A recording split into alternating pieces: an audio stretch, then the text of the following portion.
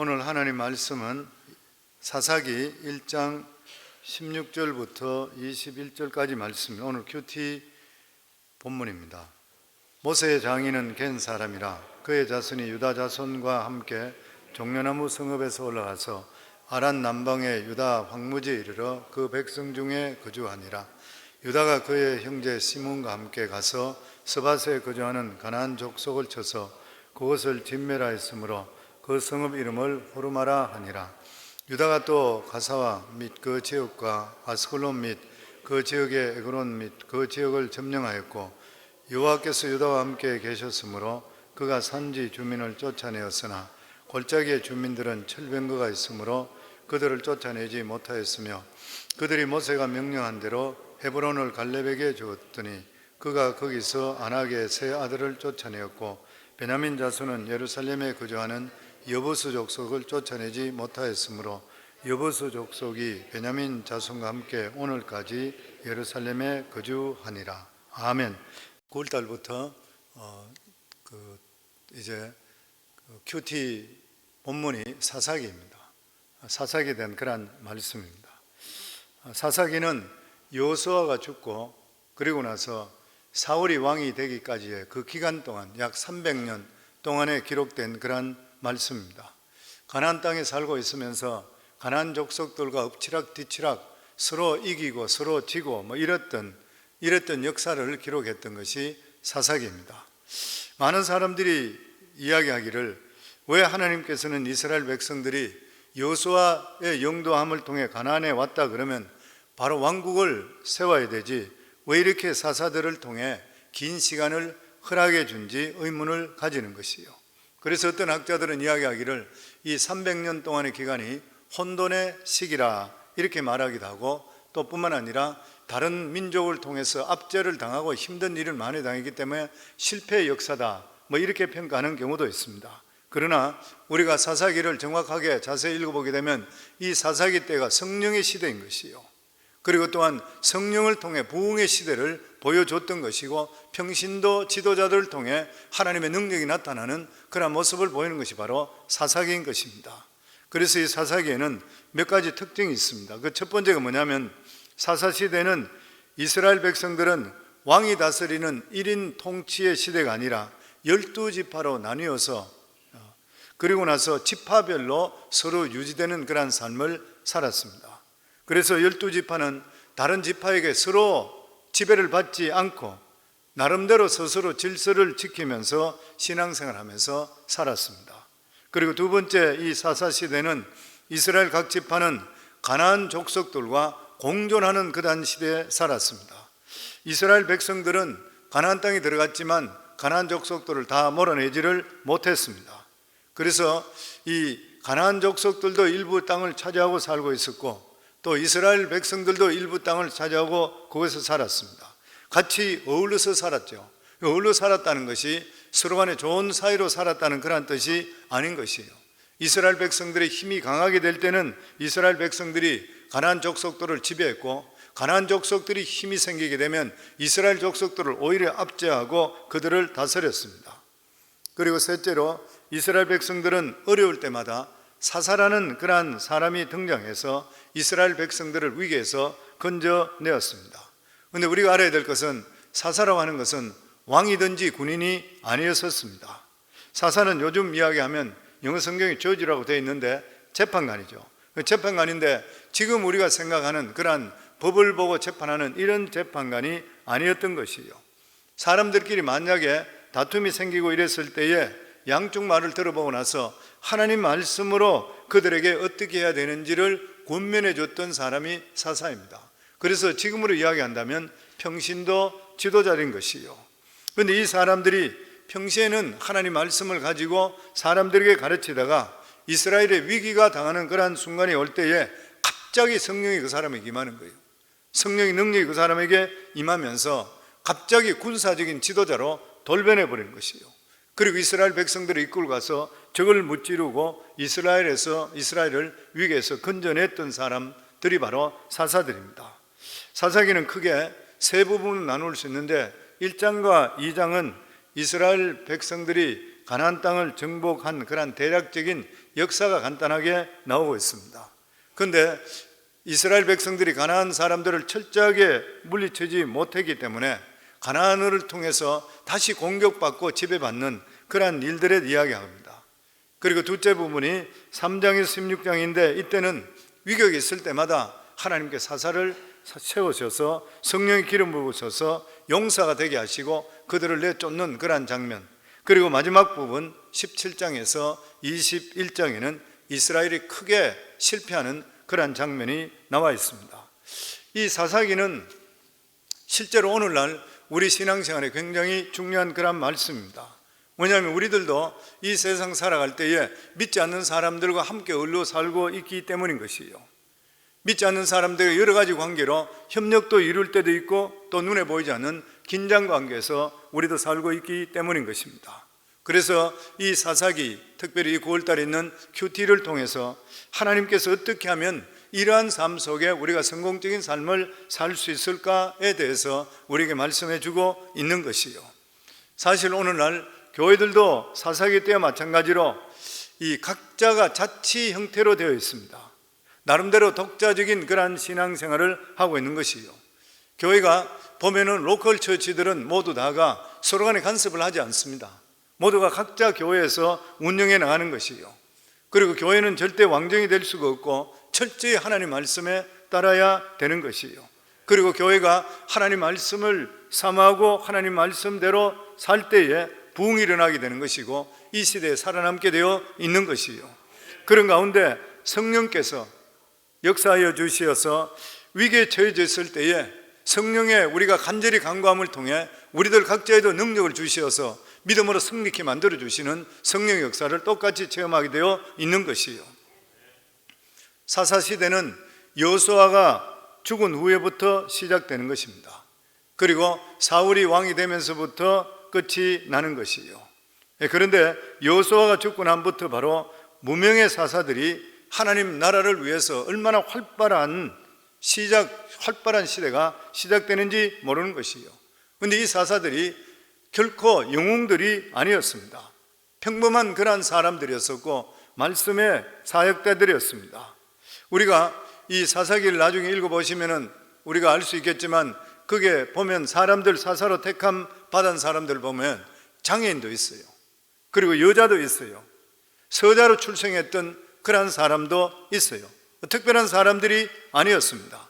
그런데 성령의 기름 부음이 물 붓듯이 붓는 순간에 놀라운 능력의 사람이 됐어요. 놀라운 능력의 사람이 됐습니다. 이 레위인이나 그리고 제사장은 아무나 될 수가 없습니다. 반드시 하나님께서 정해진 사람을 통해 정해지는 것이요. 제사장은 아론의 자손만 될 수 있잖아요. 레위 조파는 레위 지파에 태어나야 되는 것이요. 그런데 사사는 아무나 될 수 있었습니다. 누구든지 하나님 말씀으로 충만할 때에 하나님께서 그 사람에게 성령의 기름 부음을 부으시는 것이요. 그러면 능력의 사람으로 되게 되어 있는 것입니다. 그리고 그 사람이 사사가 되는 것이요. 오늘날도 똑같은 것이요. 오늘날 누구든지 간에 내 족보가 어떻든 믿음의 조상이 어떻든 전혀 상관없이 우리 한 사람 한 사람이 하나님의 영으로 충만한 하나님을 사모할 때에 성령의 기름이 그 사람에게 임하게 될 때는 능력이 나타나게 되어 있는 것이요. 아멘. 사사기의 시작이 여호수아가 죽은 후부터 시작된다, 이렇게 말씀하고 있습니다. 우리는 여기서 족장 시대, 그리고 모세 시대, 그리고 여호수아 시대, 그리고 사사 시대, 그리고 나서 왕정 시대, 구속사적으로 이렇게 나타나고 있는 것이죠. 족장 시대라는 것은 아브라함, 이삭, 야곱, 그리고 12아들 시대를 말하고 있습니다. 족장 시대 때도 우상과 불신의 시대였었지만 그들은 그 가운데서도 하나님 말씀만 붙들음을 통해 부흥을 경험하게 되었던 것이요. 그리고 하나님의 큰 축복을 받았습니다. 아브라함, 이삭, 야곱 모두 다가 믿음의 사람들이고 굉장히 큰 영향력을 끼쳤던 그러한 사람입니다. 그리고 성경적으로 볼 때에 이 사람들이 바로 하나님의 언약과 계시의 주인공들이 되었던 것이요. 모세 시대는 율법의 시대입니다. 하나님을 모르던 이스라엘 백성들, 하나님과 교감이 없던 이스라엘 백성들, 450년 동안 30년 동안 종살이 하던 이스라엘 백성들을 끌어내서, 그리고 시내산에서 이 모세가 하나님으로부터 율법을 받는 시대, 그리고 율법으로 그 사람들이 이 말씀을 지키는 순간 너희들은 하나님의 백성이 되고 하나님께 너희들 책임져 주신다, 그 말씀을 주시던 모세의 시대, 율법의 시대인 것이요. 그리고 여호수아는 모세와 같이 얼굴에 빛나고 이런 일이 없었지만 하나님의 말씀 하나 가지고 요단강을 건너게 되고 가나안 땅을 차지하게 되었던 것이요. 이 여호수아를 통해서 완전한 승리를 거두게 되었던 것입니다. 그리고 사사기는 각 지파가 나름대로 이 원수들을 몰아내고 하나님 나라를 세우고 있는 것이요. 물론 이 안에 혼란과 무질서도 있었습니다. 그러나 이스라엘 이 12지파로 나눠져 있었기 때문에 한꺼번에 부패되지 않고 300년 동안 견뎠다 그래요. 오늘날 교회들도 마찬가지라 그러죠. 많은 교회들이 있고 교단이 있기 때문에 굉장히 혼란스럽다 그렇게 이야기합니다. 그러나 이렇게 나눠져 있기 때문에 한꺼번에 부패하지 않는 그런 장점도 있는 것이요. 한 교파가 시들시들하면 다른 교파가 성령의 능력으로 또 일어나게 되는 것이요. 우리 남침내 교단에서 이 교회에 대한 역사와 그리고 부흥에 대한 세미나나 이런 데 가서 예전에 들어보니까 그런 이야기예요. 미국은 지금 기독교가 다운사이드라 그러죠. 근데 하나님 나라를 볼 때는 미국은 다운사이드인데 여기 다운사이드, 업사이드 하는 데가 있대. 그것이 현재는 아프리카라 그래요. 하나님의 나라는 보는 것은 우리가 이 근시한 쪽이나 바로 앞에만 볼 수가 없다는 것이에요. 그러니까 어느 한쪽에 올라가면 어느 한쪽에 내려가는 데도 있고 이러면서 하나님께서 계속적으로 유지시켜 주게 되어 있는 것이요. 그리고 이 사사시대는 출신이나 그리고 사회 신분과 상관없이 누구든지 하나님 말씀에 붙들리기만 한다면 능력 있는 큰 일을 하게 되어 있는 것이요. 그래서 지금이 바로 사사시대라 할 수가 있는 것이요. 누구든지 하나님 말씀에 헌신하면 하나님의 능력이 우리 속에 임하게 되어 있는 것이고 위대한 삶을 살게 되어 있는 것이요. 저는 우리 성도님들이 이러한 모두 다 주인공이 될 수 있기를 주 이름으로 축원합니다. 왕정은 신정 정치 시대라 그렇게 이야기하죠. 신정 정치라는 것은 하나님께서 왕을 세우는 것이에요. 사울왕도 하나님께서 세워주시죠. 다윗도 하나님께서 세워주십니다. 하나님께서 기름 부으시는 것이에요. 그러니까 이 왕들은 하나님을 대신해서 이스라엘 백성들을 통치하는 것이에요. 그런데 이 신정 정치에는 맹점이 있습니다. 그것이 뭐냐면은 왕 한 사람에게 모든 게 달려 있어요. 왕의 신앙이 좋으면 백성들이 신앙이 좋아집니다. 왕이 신앙이 나쁘고 엉뚱한 짓 하게 되면 백성들 전체가 왕을 다 따라가 버리는 것이에요. 그렇기 때문에 믿음의 왕이면 모든 백성들이 복을 받게 되어 있는 것이고 그렇지 않기는 나라 전체 백성들이 왕 때문에 다 징계를 받게 되어 있는 것이에요. 그리고 이스라엘 역사를 보면 항상 공통적인 점이 하나 있는데 그것이 뭐냐면 개인이든 이스라엘 전체든 하나님 말씀을 붙들게 될 때는 위대한 하나님의 능력이 나타났다는 사실인 것이에요. 그런데 하나님 말씀을 무시하고 살게 될 때는 자신들의 생각과 달리 이스라엘은 비참해지기 시작했습니다. 오늘날도 똑같습니다. 내가 이 길로 가면 좋을 것 같지만 내 생각대로 살게 되면 좋을 것 같아 보이지만 사실 결과는 비참해지는 것이에요. 우리는 삶이 힘들고 어렵다 하더라도 하나님 말씀 붙드시게 되면 하나님이 책임져 주시게 되어 있는 것이에요. 아멘. 왜 그런 것입니까? 이스라엘의 능력은 자기들이 나오는 것이 아니라 하나님께 주시기 때문인 것이에요. 그리고 우리들도 마찬가지로 하나님의 백성은 우리 힘으로 사는 것이 아니라 하나님의 능력으로 살아야 되는 것이에요. 아멘. 여호수아가 죽고 나서 이스라엘 자손들은 어느 지파할 것 없이 가나안 족속들을 완전히 물리쳐 보내지 못하고 몰아내지 못하고 주저앉아 있었습니다. 그때 이들은 어느 지파가 먼저 올라가 가나안 족속과 싸워야 되는지 여호와 하나님께 물어보았다고 했습니다. 그런데 실제적으로 물어볼 필요가 없는 것이에요. 왜냐하면 이미 12지파에게 땅이 정해져 있어요. 하나님께서 땅을 여호수아를 통해 분배시켜 줬습니다. 그러면 그 자기 땅인 것이죠. 그 각자 땅에서 자기들이 그냥 몰아내고 전쟁을 하면 되는데도 불구하고 전쟁하기 쉽고 두려우니까 주저앉아 버렸던 거예요. 그랬을 때에 하나님께서 유다를 지명해서 너희가 먼저 나가 싸우라고 했습니다. 이스라엘 백성에는 중에는 장남이 4명입니다. 첫 번째가 육신의 장남이죠. 루벤 지파, 그 루벤이죠. 우리가 잘 알고 있듯이 르벤은 아버지 야곱의 첩인 빌하와 동침하는 죄를 지음을 통해서 이 장남의 지위를 잃어버렸습니다. 만약에 그 당시에 율법이 시행됐다면 빌하와 이 르벤은 돌 맞아서 죽어야 되는 것이요. 그리고 영적인 장자는 유다지파가 장자가 되었습니다. 그리고 세상적인 장자는 요셉 지파입니다. 가장 복을 많이 받았던 것이에요. 그리고 예배드리는 지파는 레위 지파예요. 그래서 이스라엘 민족에는 네 지파, 네 장자 지파가 있다 그래요.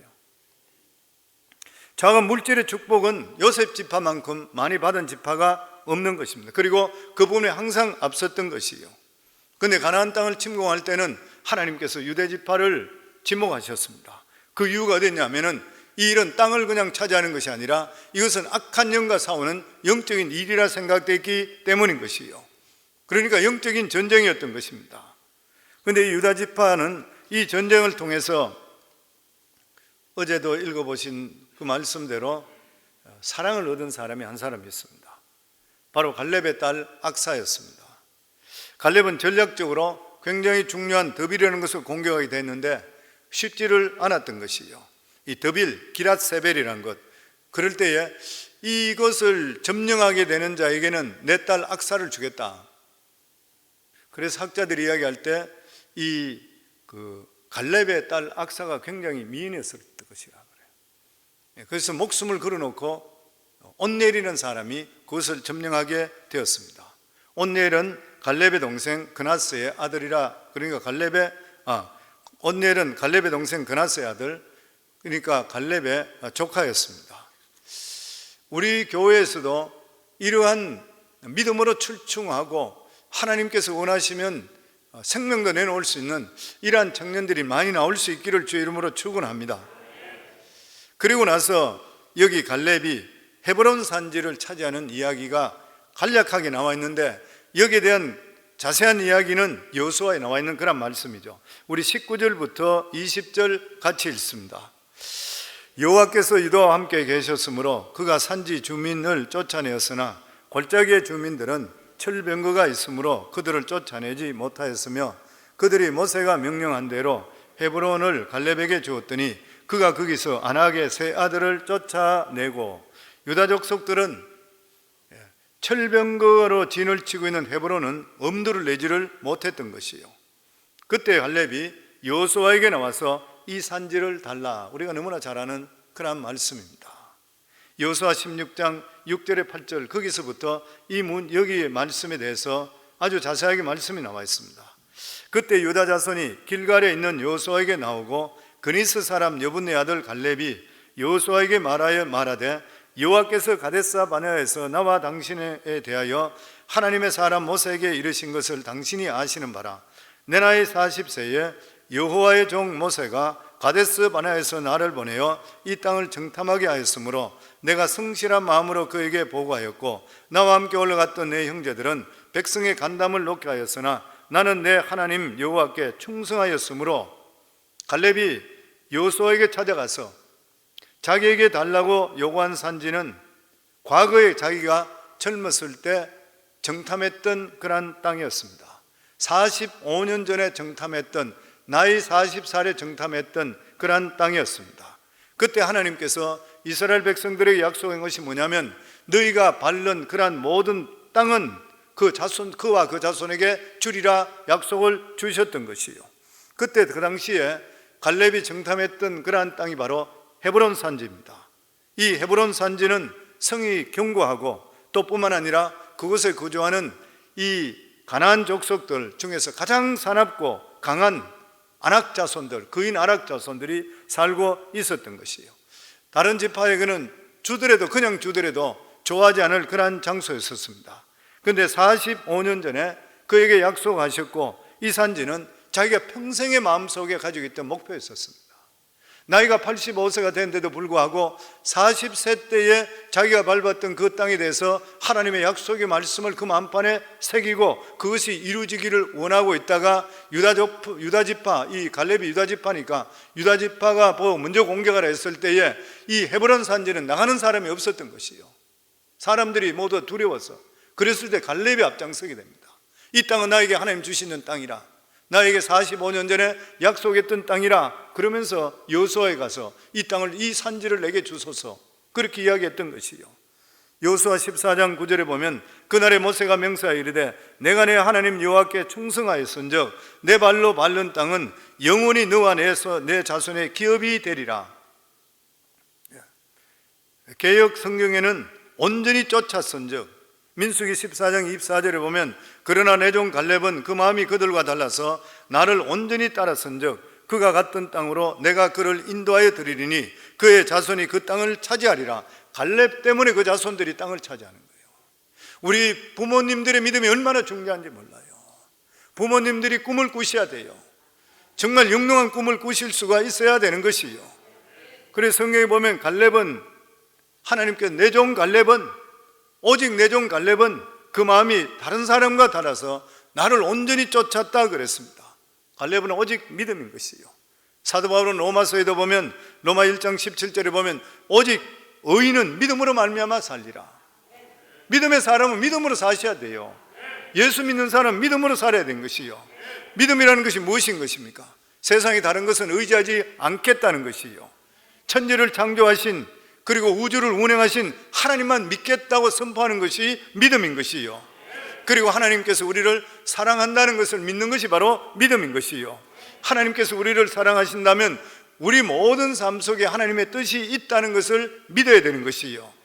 우리 인생은 항상 좋은 일만 생기는 것이 아닌 것입니다. 정확하게 말을 한다면 정확하게 나의 기준으로만 좋은 일이 생기는 것이 아니에요. 내가 볼 때 내 좋은 일만 생기는 것이 아니라 내 살아가는 삶 속에 나쁜 일, 안 좋은 일이 있을 수가 있어요. 그런데 이것은 내가 볼 때 안 좋고 안 좋은 일인 것이지, 하나님의 안목으로 볼 때는 그 일을 통해 좋은 일을 이루시는 하나님이에요. 왜냐하면 하나님께서는 모든 것을 합력해 선을 이루어주시는 하나님이기 때문에.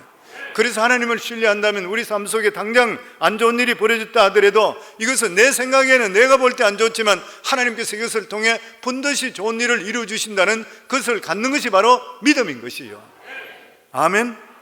그래서 믿는 자들에게는 절대로 우연이 없는 것입니다.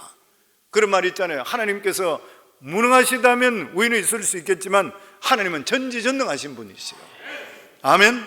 하나님 안에는 절대 우연이 없는 것이에요. 우리 모두 삶 속에도 다 필연인 것이에요. 오늘도 하나님 은혜 속에 믿음 안에 사는 성도님 살아가는 모든 삶도 필연인 것이에요. 그래서 믿음이 강해지면 세상을 사는 힘도 강해지게 되어 있는 것이에요.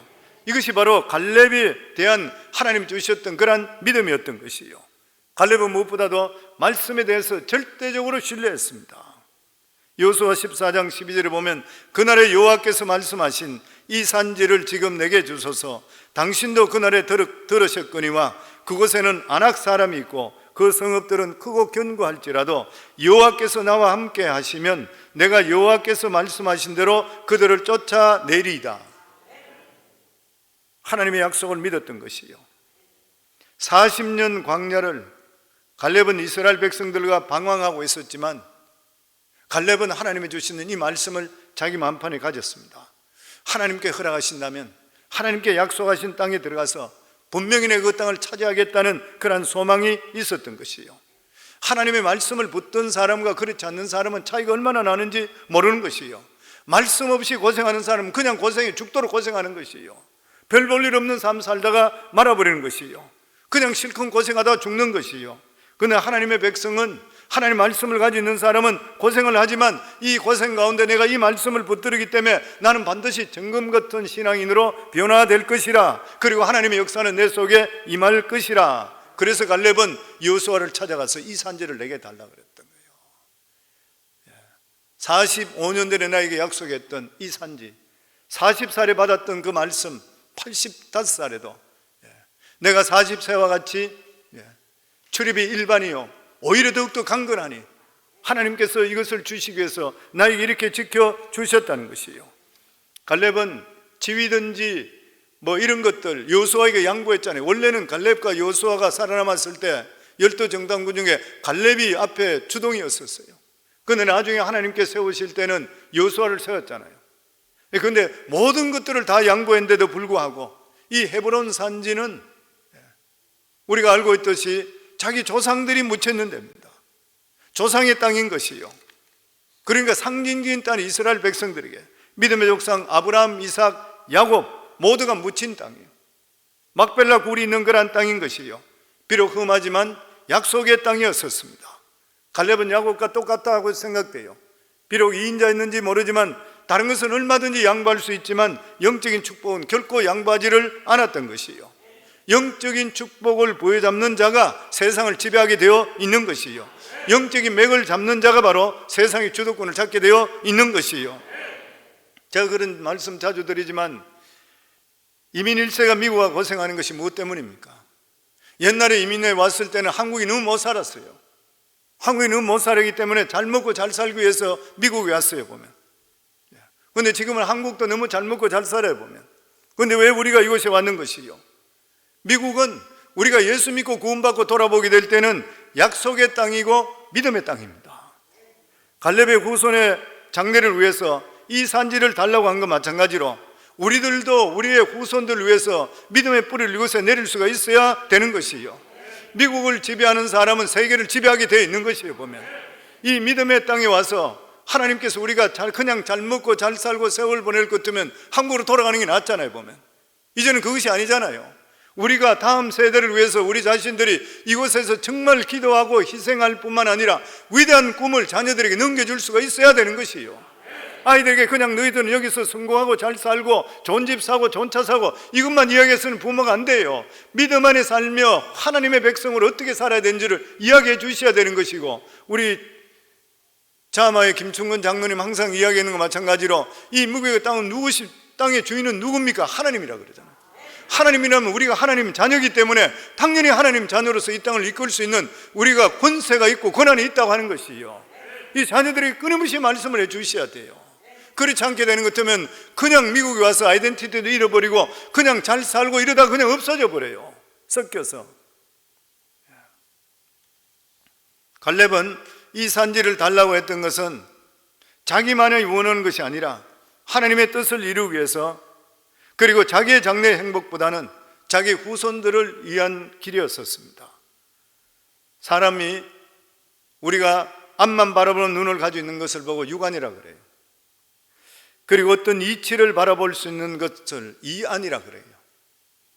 그런데 또 하나 다른 눈이 있는 것이 하나님의 성령을 통해서 미래를 바라보는 것이 영안이라 그래요. 현실보다 다가온 영광의 미래를 내다볼 수 있는 그러한 영안을 가지고 우리가 이 세상에 살아갈 수 있어야 되고 내일을 투자할 수가 있어야 되는 것이에요. 저는 우리 성도님들이 이러한 마음을 가질 수 있기를 주의 이름으로 축원합니다. 그냥 내가 와서 예수 믿고 내 그냥 뭐 좀 잘 살고 이거로 끝나는 것이 아니라 내가 가지고 있는 원대한 꿈을 꾸시기 바랍니다. 우리가 믿음을 갖는다는 것이 원대한 꿈을 갖는 것이잖아요. 나는 할 수 없지만 하나님은 할 수 있다는 것이잖아요. 내 자신은 별 볼 일 없지만 내가 하나님 말씀 보여 잡으면 하나님께서 나를 이끌어 주신다는 걸 믿는 것이 바로 믿음인 것이에요. 사사들이 모두 다가 진짜 별 볼 일 없는 인생들이었습니다. 사람들의 손가락질 맞는 자도 있었고, 뭐 정말 그 당시에는 여자는 숫자로 들어가지 않는데 여자도 있었고, 그런데도 불구하고 그들이 하나님을 사랑하는 마음, 그리고 하나님께 대한 꿈을 꾸는 마음, 이런 것이 출중했을 때 성령의 기름 부음이 찾아서 그 사람이 내려버리는 거예요. 하나님의 능력 사람은 바뀌었던 것이요, 이게 오늘날도 똑같다고 하는 것이요. 그렇기 때문에 성도님 신앙생활을 부담 없이 한다는 게 있을 수가 없는 이야기입니다. 신앙생활은 내가 부담을 가지고 어떻게 하면 더 믿음적으로 살까, 하나님의 성령이 나와 함께 할까 간절히 사모하는 마음을 가지게 될 때 성령의 기름 부음이 우리 속에 임해야 되는 것이요, 능력이 나타날 수가 있어야 되는 것이요, 그래야 세상을 이길 수 있는 역사가 우리에게 나타나게 되어 있는 것이요. 아멘. 그렇기 때문에 우리가 이 세상에 승리할 수 있는 것은 두 가지입니다. 하나는 하나님 말씀을 확실히 믿는 것이요, 그리고 믿음의 공동체에 자꾸 모이셔야 돼요. 믿음의 사람은 혼자 못 살아요. 여러 사람 같이 모여서 계속적으로 믿음 생활, 그러면서 믿음의 공동체를 이룰 수가 있어야 돼요.